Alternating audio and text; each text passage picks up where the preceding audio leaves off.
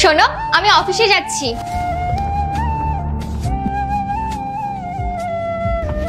ঠিক আছে, আমি তাহলে এখন আসছি। শোনো কোয়েল, ওই অ্যাকচুয়ালি আমি তোমাকে কিছু বলতে চাই। আমি কারো সাথে শারীরিক সম্পর্কে আছি।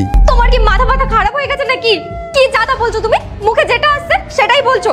কেন, কি হয়েছে? বিয়ের পর তো এখন সবাই বাইরে একটা করে ধরে রাখে। আচ্ছা, সবাই ফিজিক্যালি রিলেশন রাখে বলে তুমিও রাখবে? কতটা নির্লজ্জ তুমি! কতদিন ধরে করছো এসব?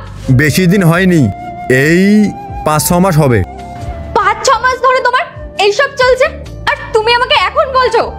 বুবাই, আমি তোমাকে কতটা ভালোবাসতাম, তুমি একবারও আমার কথাটা ভাবলে না। তুমি আমার বিশ্বাসটাই ভেঙে দিলে বুবাই। বিশ্বাস? বিশ্বাস তো আমিও তোমাকে করতাম, কিন্তু তুমিও তো এগুলোই করেছো। এই দুইটা ছবির ভেতর থেকে যে কোনো একটা ছবিকে ভালোবেসে থাকলে ভিডিওটিতে লাইক করে চ্যানেলটিকে সাবস্ক্রাইব করে দাও। আর যদি না করো তাহলে আমি বুঝবো তোমরা ছবি দুটোকে ভালোইবাসো না। আর কমেন্টে লিখে যাও আমিন।